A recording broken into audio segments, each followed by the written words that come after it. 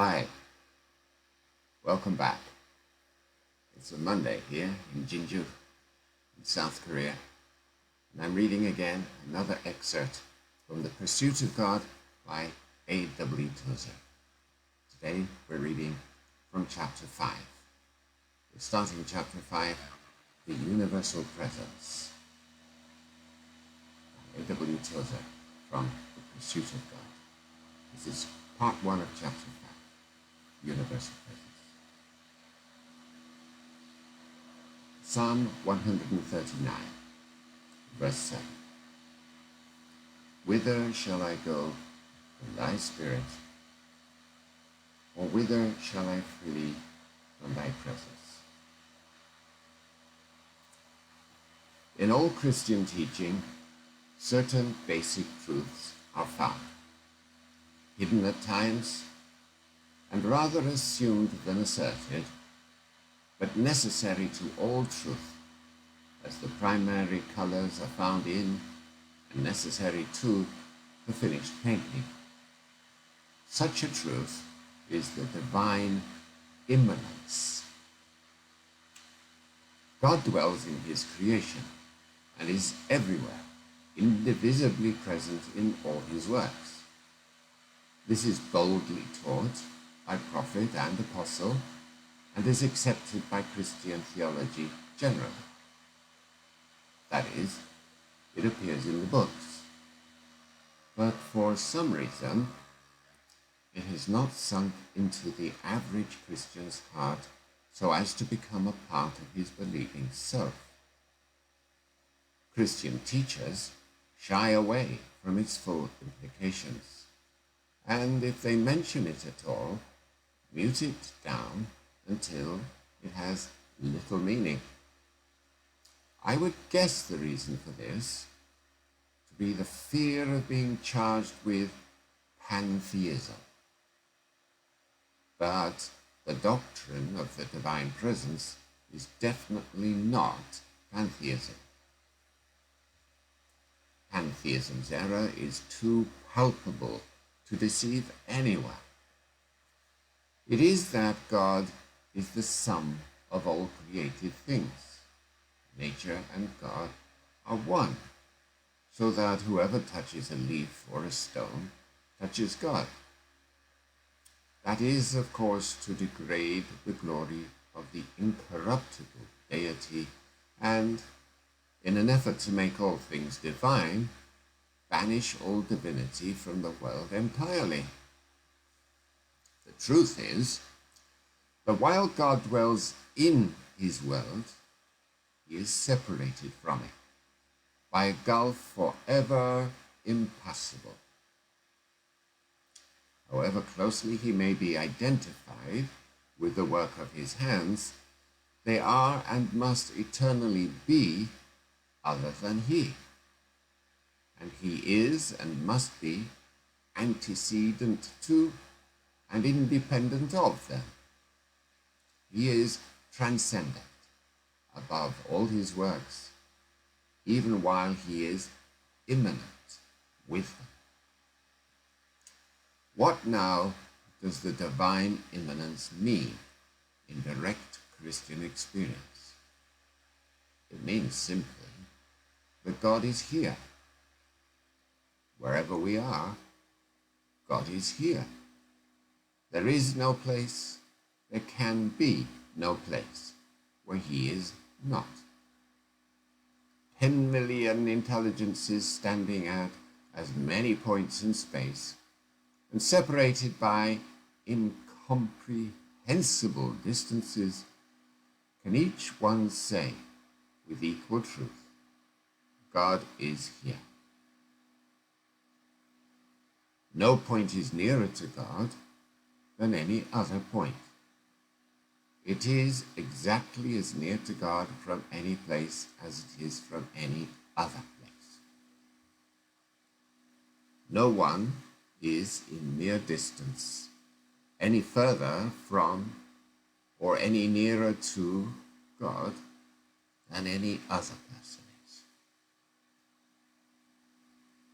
These are truths believed by every instructed Christian. It remains for us to think on them and to pray over them until they begin to glow within us. In the beginning, God, not matter. For matter is not self-causing. It requires an antecedent cause, and God is that cause, not law. For law is but a name for the course which all creation follows.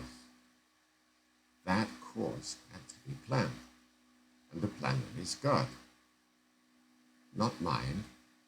For mind also is a created thing and must have a creator back of it.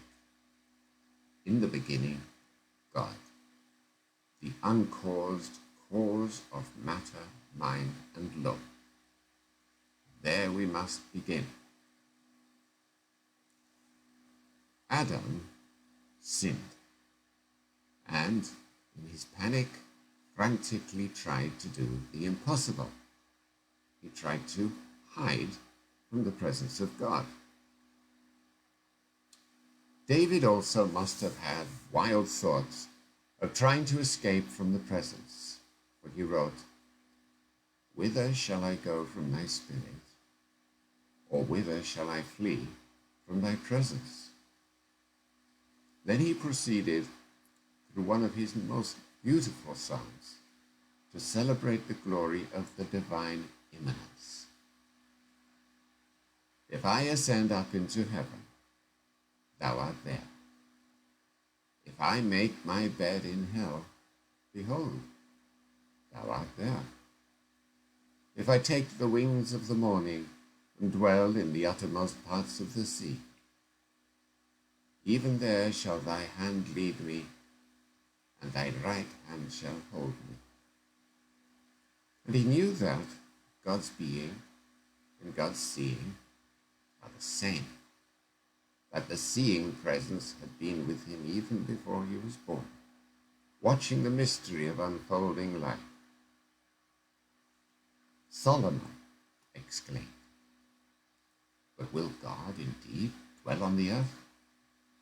Behold, the heaven and the heaven of heavens cannot contain thee. How much less this house which I have builded?" Paul assured the Athenians that God is not far from any one of us, for in him we live and move and have our being. If God is present at every point in space, if we cannot go where he is not, cannot even conceive of a place where he is not, why then has not that presence become the one universally celebrated fact of the world? The patriarch Jacob, in the waste, howling wilderness, gave the answer to that question. He saw a vision of God and cried out in wonder, "Surely the Lord is in this place, and I knew it not." Jacob had never been for one small division of a moment outside the circle of that all-pervading presence. But he knew it not. That was his trouble, and it is ours. Men do not know that God is here. What a difference it would make if they knew. The presence and the manifestation of the presence are not the same. There can be the one without the other. God is here when we are wholly unaware of it. He is manifest only when and as we are aware of his presence. On our part, there must be surrender to the Spirit of God. For his work it is to show us the Father and the Son. If we cooperate with him in loving obedience, God will manifest himself to us. And that manifestation will be the difference between a nominal Christian life, and a life radiant with the light of his face. Always, everywhere, God is present, and always he seeks to discover himself. To each one, he would reveal not only that he is, but what he is as well. He did not have to be persuaded to discover himself to Moses. And the Lord descended in the cloud and stood with him there and proclaimed the name of the Lord. He not only made a verbal proclamation of his nature, but he revealed his very self to Moses, so that the skin of Moses' face shone with the supernatural light.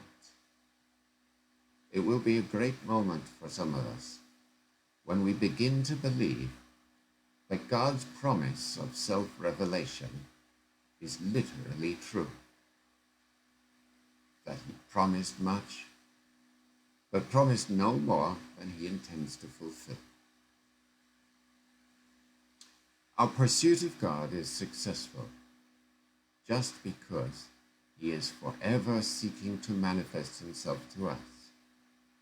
The revelation of God to any man is not God coming from a distance upon a time to pay a brief and momentous visit to the man's soul. Thus to think of it is to misunderstand it all. The approach of God to the soul, or of the soul to God, is not to be thought of in spatial terms at all. There is no idea of physical distance involved in the concept. It is not a matter of miles, but of experience. To speak of being near to or far from God is to use language in a sense always understood when applied to our ordinary human relationships. A man may say, "I feel that my son is coming nearer to me as he gets older." And yet that son has lived by his father's side since he was born and has never been away from home more than a day or so in his entire life. What then can the father mean? Obviously, he is speaking of experience.